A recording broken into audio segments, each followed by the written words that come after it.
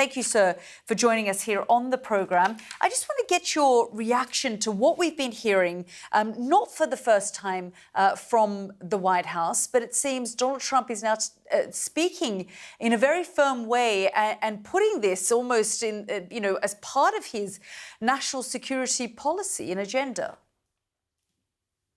Well, first, thank you for having me. What we want to put out is that the Nigerian government still insists that some of these assumptions that you have put out are based on data that largely cannot stand any scientific scrutiny.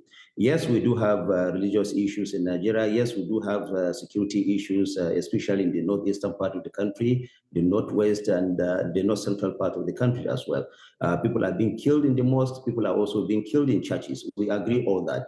And remember that when President Trump came into office the first time, he worked with Nigeria to ensure that some of these people perpetrating these crimes have been pushed, away from their sins, and this helped us to recover, some of the territories that were hitherto held by these terrorist organizations. So what we are saying is that we do recognize that Nigeria has security challenges all around, especially in the northern part of the country.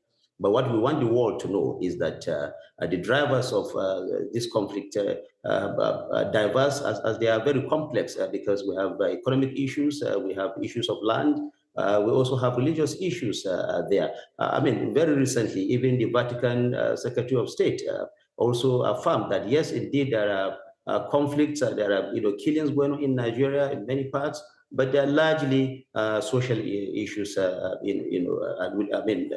Responsible. And so we have been hearing about the issues that Nigeria has faced, mainly around Boko Haram and also the persecution of Muslims and Christians alike in the country.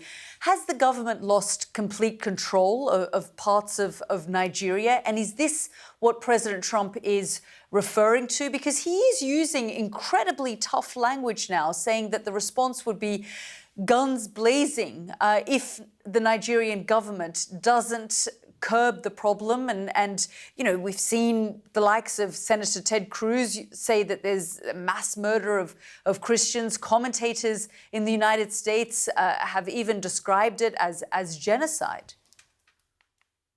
Well, let me say that Nigerian government has not lost control of its territories. I want you to go back in time. There was a time in the northeastern part of the country when these terrorist organizations were in control of about 14 local governments in Borno State alone. That is no longer the case because, Nigerian government has recovered all that territory. They don't hold any territory as such. These are opportunistic fighters. They go into the bushes, come and, do their attacks and then go back. But Nigerian government is in full control. You have to know that this is not a conventional warfare they are fighting. Sometimes they come into towns and villages and melt with the people who are going by their day-to-day activities. And so sometimes it's difficult to establish who is a terrorist and who is not. But when they are, where we find them, like in Sambisa forest, in parts of the north central part of Nigeria, in the northwestern part of Zamfara state, in Sokoto state, parts of Niger state, Nigerian government, Nigerian security forces are hunting them. They are going after them, killing them in numbers. I would say that since May of 2023, Nigerian security forces have eliminated over 13,500 of these terrorists, and about 17,000 of them, have also been arrested and undergoing prosecution. We have not lost any territory. What we are saying is that, yes, indeed, we have these challenges. We need to work to understand that the diversity and the complexity of the situation is what we want the world to understand. There are those groups who have been investigating some of these numbers and these claims around the number of Christians killed in Nigeria. And they have said that the numbers don't add up in terms of the description by the Trump administration. But there are also lobby groups speaking directly to the administration and lobbying for the cause of the Christian minority group in Nigeria. How are you reassuring this administration now in the United States that you're doing whatever you can to protect minority groups and the concerns that they have for the Christian community in Nigeria? Well, to begin with, Nigeria is a multi-faith country. Our constitution guarantees that everyone in Nigeria can practice Islam, can also practice Christianity. And this is what the government is upholding. There is no religion that is favored over the other. It is enshrined in our constitution, and this is what every administration, particularly the administration of President Bola Ahmed Tinubu, has insisted that this is a multi-faith country guaranteed by our constitution, and we have to continue to guarantee the safety of lives and property of people wherever they are. Any life lost, whether it's a Christian or Muslim, any life lost is too many for our country. We want the world to know that we more. Are you directly? But yes, are you directly talking to this administration right now? Are you speaking, to members of the administration to reassure them of what you're doing? Yes, certainly. Channels of communication have been open. I can confirm that. We are talking to them, and I think that they are understanding the situation better. We believe that most of this information is as a result of a lack of proper understanding, like I said earlier, of the diversity and the complexity of the situation that we have at hand.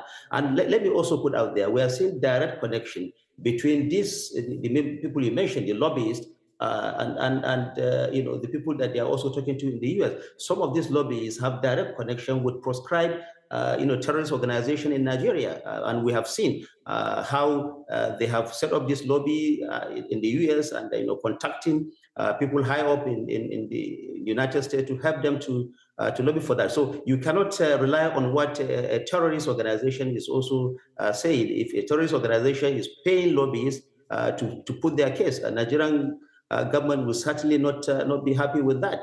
But what we are saying is that, yes, indeed, this situation is there. We have conflict in Nigeria. We have a security situation in Nigeria. But in the past, the United States government has helped Nigerian authorities to deal with this situation. So we are calling on them to partner with us once again to help push this, and then we have peace once and for all in our country. We do not want a situation. Nigeria and the United States are great partners, enjoying good relationship, country to country. We are having good relationships. So we feel sometimes surprised with some of these numbers coming from the United States and some of the stands taken by the administration. But for us, we want to tell the world that this is not the case, to appeal to them, and we share the concern of people from our country. We also share the concern from the international community, including the United States, about some of these killings going on. We also are worried about some of these killings happening. But what we want at this point is understanding of the diversity and the complexity of the situation, and we want cooperation at the regional body, on the international level, to help us to rid us of these manners of insecurity once and for all out of our country. Mohammed Idris, Nigeria's Minister of Information and National Orientation, thank you so much for joining us. Thank you for having me.